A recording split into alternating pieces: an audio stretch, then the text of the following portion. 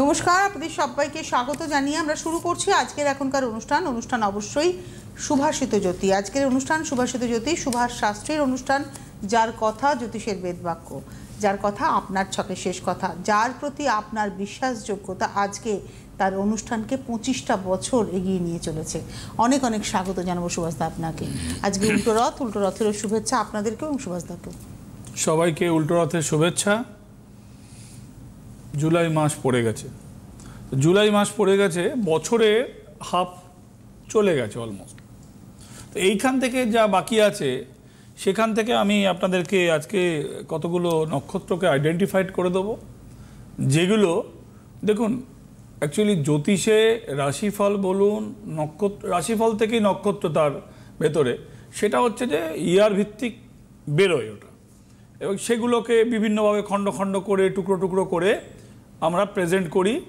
যার যেমন যতটা নলেজ সে তার ভিত্তিতে প্রেজেন্ট করে, যার কাছে যতটা জ্ঞান সে সেইভাবে আপনাদের সামনে প্রেজেন্ট করে। তো এই জন্য এক একজনের প্রেজেন্টেশন এক এক রকম হয়। রান্নার হাতে স্বাদের মতন, কার হাতে কীরকম স্বাদ বেরোবে তো মেলানো যায় না।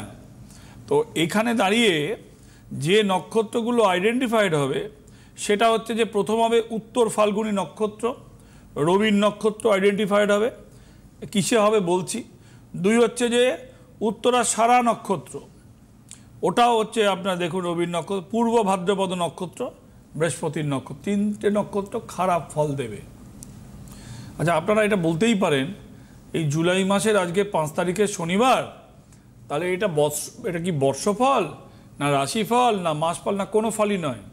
এইখান থেকে এই তিনটে রাশি তো বললাম, এই তিনটে নক্ষত্র বললাম, আর একটা নক্ষত্র বলবো যাদের মুভমেন্ট আগামী 6 সপ্তাহ 7 সপ্তাহ, আর যদি একটু বড় করেই ধরি, আমি সার্কেলটা একটু বড় করেই বলে থাকি সবসময়, যেটা বলি 8 সপ্তাহ মানে 1.5 থেকে প্রায় 2 মাস, ইয়েস 1.5 থেকে 2 মাস ভালো ফল দেবে না। আচ্ছা, কোন কোন ক্ষেত্রে ভালো ফল দেবে না? ধরুন আপনার চাকরি চলে গেছে, কি চাকরি থেকে আপনি রিজাইন করেছেন, কি আপনাকে বলেছে সেদিনকে একটা ছেলে এসেছিল আমাকে নাগাল্যান্ডে যেতে বলছে, আমি তো ওই যাবো না, ছেড়ে দেবো, মানে দেখাতে এসেছিল উত্তর 24 পরগনার ছেলে। তো ছেড়েছেন কি চলে গেছে কি আন্ডার দ্য প্রেশার কি সার্কামটেন্স, বাড়ির সার্কামটেন্সে, তাহলে সেইগুলো আপনার এইখান থেকে চাকরি পেতে আরও মোটামুটি 2 মাস এর গ্যাপ তৈরি হবে। যতই আপনার যদি আপনি এই নক্ষত্র জাতক কিংবা জাতিকা হন, তাহলে আপনার আরও 1.5-2 মাসের একটা গ্যাপ তৈরি হবে। এবং 1.5-2 মাসের গ্যাপ তো আমার হিসেব, কিন্তু প্র্যাকটিক্যালি দেখতে গেলে হয়তো দেখা গেলো 2 মাস পরে যেটা আপনি ইন্টারভিউ দিলেন কার্যকরী হলো, সেইটা আরও জয়েনিং করতে আরও 1 মাস চলে গেল। অর্থাৎ কিনা 2 মাসের এই নক্ষত্রগুলোর আমি একবার রিপিট করছি। প্রথম নক্ষত্র হচ্ছে রবির নক্ষত্র, কৃত্তিকা নক্ষত্র। কৃত্তিকা নক্ষত্র, দ্বিতীয় হচ্ছে উত্তর ফাল্গুনী নক্ষত্র, তৃতীয় হচ্ছে উত্তরাষাঢ়া নক্ষত্র, এবং পূর্ব ভাদ্রপদ নক্ষত্র বৃহস্পতির নক্ষত্র। পূর্ব ভাদ্রপদ নক্ষত্র বৃহস্পতির নক্ষত্র, উত্তরাষাঢ়া নক্ষত্র রবি, এবং এখানে উত্তর ফাল্গুনী এখানেও আছে, এবং কৃত্তিকা আছে। আপনারা দেখুন রবির দশা সব থেকে ছোট দশা, 6 বছরের দশা, অলরেডি আপনারা সবাই জানেন।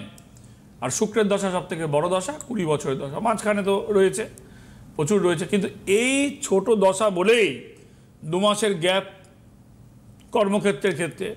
ধরুন আপনার এই 2 মাসে আর কি হতে পারে? অর্থ নাশ হতে পারে, চিকিৎসা ক্ষেত্রে হতে পারে। চিকিৎসা কোনো বাহালতি নয়, চিকিৎসা কোনো বিলাসিতার মধ্যে পড়ে না, রোগের ট্রিটমেন্ট আপনাকে করতেই হবে।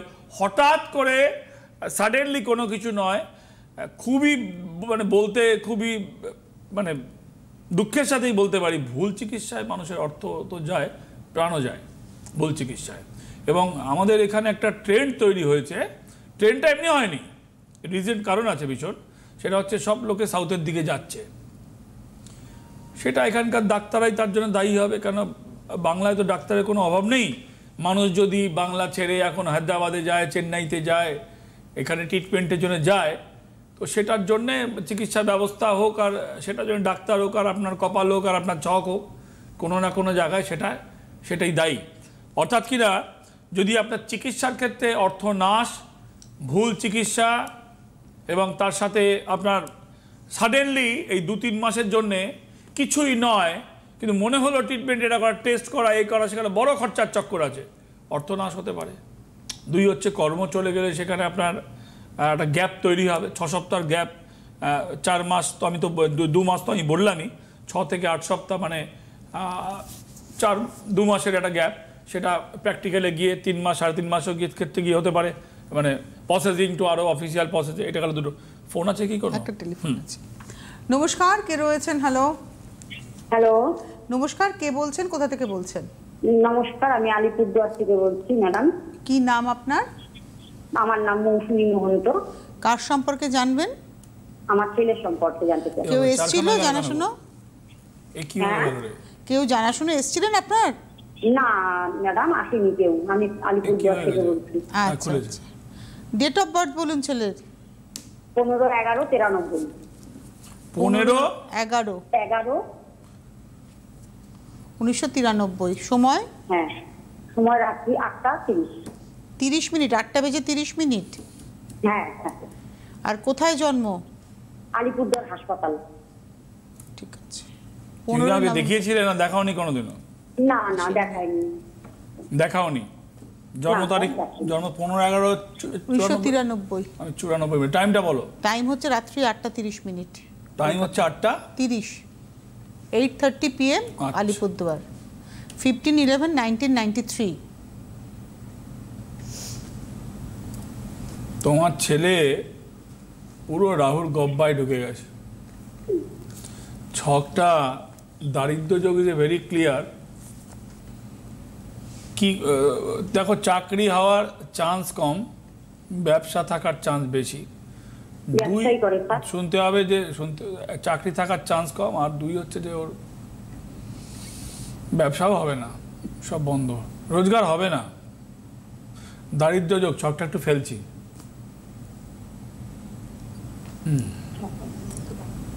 ব্যবসা হবে না এখন। তাহলে কি করা যায়? কি করা যায়? আর্থিক রোজগার হবে না। শোনো, চাকরির যোগ এই মুহূর্তে নেই। 2 হচ্ছে যে ব্যবসা করতে পারবে না। কিসের ব্যবসা করতো? ও মোবাইল রিপেয়ারিং করছে। করছে না করতো? করতো না, করছে। এখনো করছে। দোকান দিয়েছি। ব্যবসাটা কিরম চলছে? চলছে মোটামুটি, খুব বেশি তুখার নয়। তুখার কোথা থেকে হবে? ও কি চাকরির চেষ্টা আগে করেছিল না করেনি? করেছিল, নেটে বসেছিল, কোনো অ্যাপ্লাই হয়নি। বসে থেকে থেকে থেকে হতাশ হয়ে গিয়ে মোবাইলের দোকান করেছে। মোবাইলের দোকানে পুঁজি দরকার, রিপেয়ারিংয়ে পুঁজি অতটা লাগে না, বাট মোবাইল বিক্রি করতে গেলে এটা মোবাইলের মিনিমাম 8-10 হাজার টাকা দাম, এটা মিনিমাম একটা। এখন তো বোতাম টেকা প্রায় উঠে গেছে, তো লোকে অনেকগুলো ঘেটে তবে একখানা কেনে, তো পুঁজির দরকার আছে। দেখো, তোমার ছেলের যা ছক, তাতে এখন বিশেষ কিছু হবে না, বছর দেড়েক বসে থাকতে হবে। দারিদ্র যোগটা রয়েছে, সময় লাগবে, সময় লাগবে। এই ছকে বিশেষ কিছু আমি, বাড়িটারই থাকবে, নিজের বাড়ি থাকবে, খেতেও পাবে, কিন্তু প্রশ্ন হলো 93 ইন বর্ন, তো রোজগার কি করবে, জীবনের প্রতিষ্ঠা কিভাবে আসবে? অলরেডি ধরুন 31 প্লাস এজ, হ্যাঁ হ্যাঁ হ্যাঁ, এখন সেইটা 32 এর দিকে যাচ্ছে। কোশ্চেন ইজ যে মানে কখন কেরিয়ার বিল্ড আপ হবে, কি করে জীবনযাপন করবে, এইগুলো হচ্ছে প্রশ্ন। কিন্তু বাড়ি থাকবে, নিজেদের বাড়ি থাকবে, ছোট পরিবার, কিন্তু রোজগার সময় লাগবে 1.5-2 বছর। মানে এখন আমি কিছু দেখতে পাচ্ছি না। মানে আপনার প্রশ্ন কি, আপনি কবে আসবেন? হ্যাঁ হ্যাঁ, অবশ্যই। মানে কবে দেখো, সুভাষ এখানে শাস্ত্রীর কাছে এসে- আসবেন আপনি? দেখো, এখানে এসে খুব একটা লাভ কিছু হবে না তোমার আমার কাছে এসে। তাহলে বলো আমি কি করবো স্যার, আপনি আমাকে একটু বুদ্ধি দেন। অপেক্ষা, না, 1.5-2 দুটো বছর যেটা- অপেক্ষা। যেটা করা উচিত,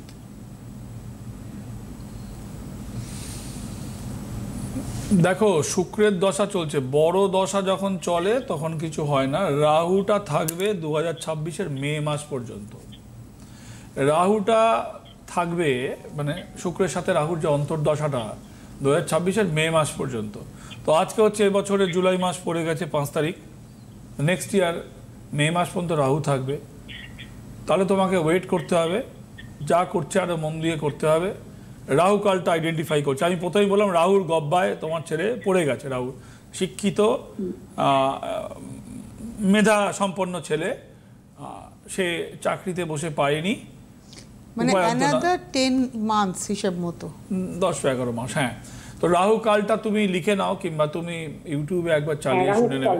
হ্যাঁ, রাহু কালটা হচ্ছে দুপুর 12:03 থেকে 12:43 পর্যন্ত, এখানে হচ্ছে 40 মিনিটস। রাত্রিবেলা হচ্ছে 9:17 থেকে, একটা মিনিট ধরো, হ্যাঁ 9:17 থেকে 10:11 পর্যন্ত, এই হচ্ছে রাহুকাল। খাওয়া দাওয়া যাবে না, ব্যবসায় টাকা পয়সা দেওয়া যাবে না, নেওয়া যেতে পারে, দেওয়া যাবে না। রাহুকালে গা ধুলে কিংবা হাত পা পরিষ্কার করলে ভালো হয়, খাবার খেলে পেটের সমস্যা হয়, ব্যবসা ওরিয়েন্টেড। এবং চাকরির টাইমে 12:02 থেকে পড়লে তো কিছু করার নেই, ওটা তো আমাদের হাতে নয়। যেগুলো আমাদের হাতে রয়েছে সেগুলোই আমাদের মেনটেন করা উচিত। উনি বাস্তুক্ষেত্রে রাহুর যে রিমুভের কথা আপনি বলেন যে নুন দিয়ে উনি কিছু করলে হবে না? না, ছেলের এখানে চাকরি কিছু হবে না। বাস্তুক্ষেত্রে বাস্তুর নেগেটিভ এগুলো কিরকম হয় জানো? ধরো একই বাড়িতে তুমি আমি বাস করছি, তো তোমার সাথে আমার ঝগড়া লেগে যাচ্ছে, কথা কথা খেটেমেটি লেগে যাচ্ছে, একটা ইগোতে একটা লাগছে, হয় না, একটা ইগো ক্ল্যাশ করছে। তুমি ভালোভাবে কিছু বলছো, সামনেওয়ালাকে সে প্রেজেন্ট করছে, একই বাস্তু, সেইগুলো কাটে। এটা কিন্তু এই আচ্ছা রোগের ক্ষেত্রে কিছুটা হলেও হতে পারে শরীর খারাপের টেন্ডেন্সি থেকে, কিন্তু যে ছেলেটা কিংবা মেয়েটা বাইরে চাকরির জন্য অ্যাপিয়ার হচ্ছে বা ব্যবসা করছে বাইরে, সেখানে হবে না। এটা বাস্তু নয়, ব্যবসার জায়গা সম্পূর্ণ আলাদা। বাস্তুতে কি প্রবলেম হয়? একই বাস্তুতে থাকলে তুমি যাদের সাথে থাকছো সেখানে দেখা যাচ্ছে যে ভুল বোঝাবুঝি হচ্ছে, তুমি ভালো কথা বলছো মানে সেটা ভালোভাবে নিচ্ছে না, এবং বাইরে তুমি কাজের মধ্যে ছিলে, খুব আনন্দে ছিলে, মানে ভুলে ছিলে, তোমাকে নেগেটিভ এনার্জি ছিল না। বাড়িতে ঢোকার পরে সেই একই চিন্তায় গোল গোল করে তুমি ঢুকে বললে। আচ্ছা, বাড়িতে ঢুকলে বাড়ির চিন্তা ঢুকবেই, ইটস এ কমন ফ্যাক্টর। এখানে আমারও কিছু করার নেই। বাড়িতে আসবো আর বাড়ির চিন্তা হবে না, অফিসে যাব, মানে বাড়ির চিন্তা এমনই চিন্তা, অফিস পর্যন্ত ধাওয়া করে, শ্মশানের চিতা পর্যন্ত ধাওয়া করে, নিজের লোকের চিন্তা। সো অফিসের চিন্তা তো খেয়াল অফিসে রেখে আসা যায়, বাড়ির চিন্তা কোথাও রেখে আসা যায় না, তাই না? তো বাড়ি তো বেশ, সেখান থেকে তুমি অফিস যাচ্ছ, কোথাও যাচ্ছ, তো কিন্তু সেই বাড়িতে ভুল বোঝাবুঝি, মতবিরোধ এবং শরীর খারাপের প্রবণতা, আনন্দ নেই, কেমন যেমন সবই আছে, তোমার টাকা পয়সা সবই আছে, রোগ নেই, কিন্তু কোথায় যেন গিয়ে মনের মধ্যে একটা কাটার মতন বিধছে, যেখান থেকে তুমি আনন্দ পাচ্ছ না, এবং প্রতিবেশীর শত্রুতা। এইগুলো যদি বাস্তুর প্রতিকার করা হয় কাজ হবে। বাস্তুর তুমি যদি হোম রেমেডি বলি আমি, তাহলে তুমি নুন দিয়ে পোছা লাগাও, মানে বালতিতে নুন ফেলে দাও। যদি হোম রেমেডি বলি তাহলে তুমি ঘরের যেখানে আলমারি থাকে ওই ছোট ছোট কর্পূরের সাদা কাপড় দিয়ে পুটলি বানাও, মাথাটাকে বেশ এরকম বটুয়ার মতন করে কোণে কোণে দাও, সেটা তোমার কর্পূরের ভাইব্রেশনটা কাজ করবে। তারপরে ধরো বাস্তুতে যদি খুব পুরনো বাস্তু, আমি বলেছিলাম আপনাদেরকে, বাস্তুর একটা সেন্টার পজিশনকে ইউ শুড আইডেন্টিফাইড, এবং সেখানে আপনি একটা ড্রিল, এখন তো ড্রিল মেশিন পাওয়া যায়, মুখগুলো বড় ছোট সব রকম পাওয়া যায়, মিস্ত্রিকে ডেকে আনুন, ড্রিল মেশিন দিয়ে এতটা জাস্ট এতটা, কতটা হবে এটা হলে 6 ইঞ্চি হবে, ওই 6 ইঞ্চি ধরুন হাতের 1 বিঘা মতন, 1 বিঘা, হ্যাঁ 1 বিঘা সোজাসুজি ড্রিল করুন। ড্রিলের মাথা যাতে বড় হয়, যাতে মোটামুটি ধরুন এইরকম একটা ড্রিল হয়, সোজাসুজি ড্রিল করুন। ড্রিল করে আপনি রূপোর একটা কয়েন সাথে একটু সোনার টুকরো দিয়ে ওটাকে আবার সিল করে দিন। এটা বলে আপনার বাড়িতে মার্বেল আছে না কে আমি জানি না, মানে মার্বেলই থাকে মূলত, কম দামের হোক বেশি দামের হোক, তো একটা জায়গায় ছোট্ট ডিল করে সিল করে দিলে কোনো অসুবিধা হবে না। এইটুকুন জায়গা একটা কয়েনের, মানে টাকার কয়েনের সাইজের উপর কয়েন তো খুব বড় হবে না, করতে পারেন। আর যদি বাস্তু যদি মানে সেন্টার পজিশনে ওটা করতে হবে। ফ্ল্যাট হলে সেক্ষেত্রে করার আমি প্রয়োজন বোধ করি না, ফ্ল্যাটের কোনো বাস্তু আমি মানি না, কারণ বাস্তু কারুর মাথার উপরে হয় না, বাস্তু কারুর মানে পায়ের তলায়ও হয় না। ফ্ল্যাট মানে কারুর পায়ের তলায়, আর আমি কারুর মাথার উপরে, আমার পায়ের তলায় কেউ, আমি কারুর পায়ের তলায়। সো এর কোনো বাস্তু নেই, কারণ কোনো কানেকশন নেই। একমাত্র যে যারা ফ্ল্যাটে থাকবেন তাদের বাস্তুর ক্ষেত্রটা কি হবে? তারা কি কোনোভাবে কোনটা হবে না হবে তো, তাদের যে বাস্তুর ক্ষেত্র হবে সেটা হচ্ছে ঈশান কোণ হবে, অগ্নিকোণ হবে, কোণা হবে। এখন ওটাও এইগুলো না, এখন যেসব ফ্ল্যাটগুলো হচ্ছে প্রমোটাররা এই বাস্তু মেনেই করে, নাহলে বিক্রি হবে না। একটা ফ্ল্যাটের দাম খুব খারাপ জায়গায় যদি চলে যায়, মানে মেন সিটির যে কোনো জায়গায় 50-60 লাখ টাকা দাম হবে Minimum। আশা করে। খারাপ সে খারাপ বলছি আমি, মেন সিটির সাইডে মানে আমি এখন যে কোনো জায়গাতে মানে মেন শহরের আশেপাশে 50 লাখ টাকা যদি ধরে রাখি আমি একটা বলছি, আমি এটা ফর এক্সাম্পল বলছি, তাহলে সেইখানে প্রমোটার জানে এত টাকার জিনিস বিক্রি করতে গেলে আমাকে একটু কিছু ওই ঈশান কোণে যদি আমি যদি ওই যদি পায়খানা বাথরুম দিই তাহলে ওটা বিক্রি হবে না। ঈশান কোণে জল ভালো, অনেকে বলে ঈশান কোণে আমার কিচেন রয়েছে, আগুন জ্বলছে, কোনো অসুবিধা নেই। ঈশান কোণের তুমি যখন বললে প্রসঙ্গটা বলে দিই। আচ্ছা, ঈশান কোণে অনেকেই হয়তো একটা জলের জায়গা করেছেন, ভালো, হয়তো ওয়াশিং মেশিনটা রেখেছেন, ভালো। ঈশান কোণে কিচেনও চলবে, সেক্ষেত্রে কিচেনের ওভেনটাকে সাউথ দিকে করে দেবে, সাউথে মুখ করে হবে, আর এটা হবে। আর যদি রান্নাটাকেও পূর্ব দিকে মুখ করে করেন, হ্যাঁ ঈশান, তাহলে তুমি অগ্নিকোণ চেপে করো, মানে সাউথ ইস্টের দিকে। হ্যাঁ সাউথের দিকে চেপে করো, ওই ঘরটার 4টে কোণকে ভেঙে নাও, সিংটাকে একটু জলের জায়গাটাকে একটু এদিক করে করো, কোনো অসুবিধা নেই। ওই কোণটা ঈশান কোণে ঠাকুর ঘর করতেই হবে, নট নেসেসারি। ঈশান কোণে কিন্তু আপনি অনেকদিন আগে বলেছেন যে ঈশান কোণে যেন বেডরুম না থাকে, মানে ঈশান কোণে বেডরুম হলে সেই স্বামী স্ত্রীর থাকবে না, কাপল বেডরুম বারণ করেছিলেন। আপনি বাস্তুর ক্ষেত্রে জমকে খুব প্রাধান্য দেন, মানে দেখো জম, হ্যাঁ আপনি বলেছেন ধন্বন্তরী একটা দিক, জমের একটা দিক, আপনি একটু এই জায়গাটা ধন্বন্তরী একটা পার্ট, সব থেকে বড় পার্ট হচ্ছে জম। কেন কি কোনো বাস্তুতে আপনি গেলেন, সেখানে যদি কারো জান চলে যায় আর কোনো রেমেডির কোনো অপশান নেই, মানে বলে না জান হ্যাঁ তো জাহান হ্যাঁ দুনিয়া। তো আমার যদি জীবন না থাকে তো আমি কার, কে আমার, কোনো ভ্যালু নেই। টাকা কি, নাম কি, আমার কে, আমি কার, কি সম্পর্ক আছে, সব চলে গেছে, সম্পর্ক শেষ। 12, 13, 14 দিনে কাম তামাম। হ্যাঁ, তো বহু বাস্তুতে মানুষের প্রাণ চলে যায়, অসুস্থ হয়ে পড়ে, কঠিন ব্যাধি ধরে। এটা জমের part is a vital part. কেন কি জম হচ্ছে শনি, আর জম হচ্ছে ভাই,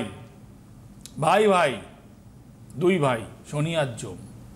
তো শনির দশা যখন কাউকে ধরে 19 বছর পর্যন্ত তার মেয়াদ, কিন্তু আমার নিজের তো শনির দশাটা পুরোটা ভোগ করেছি আমি, 19 বছরটাই আমি কেটেছি, মিথুন রাশি 7.5 কেটেছি, ধাইয়া কেটেছি, কিন্তু ওই 13 বছর 14 বছরের যাবজ্জীবন যে লাগে হতো না, শুনেছেন আপনারা, এখন হয়তো মেয়াদ কমে গেছে। তো 12, 13, 14 বছর পর্যন্ত আমার দুর্ভোগ আমাকে ভোগ করতে পোয়াতে হয়েছে, মানে স্টুডেন্ট লাইফে পড়াশোনা খারাপ করেছে, যা মানে অনেক কিছু খারাপ করেছে, আমি পুরোটাই ভোগ করেছি।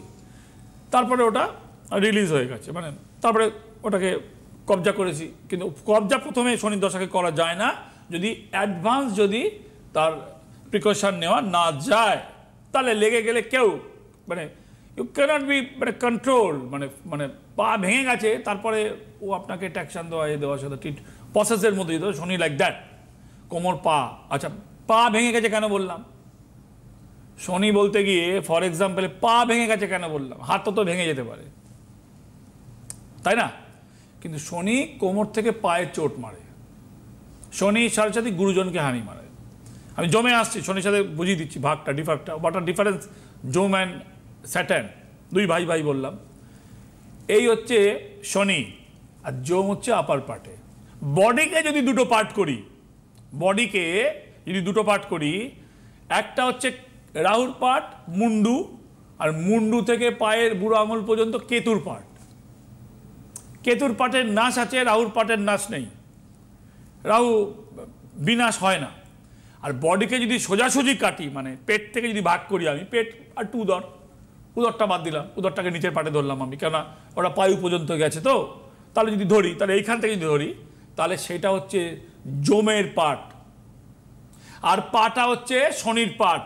পা ভাঙলে কেউ মরে না, কোমর ভাঙলেও মরে না, কিন্তু মাথায় যদি চোট লাগে, ছোটোখাটো চোটও মানুষ মরে যায়।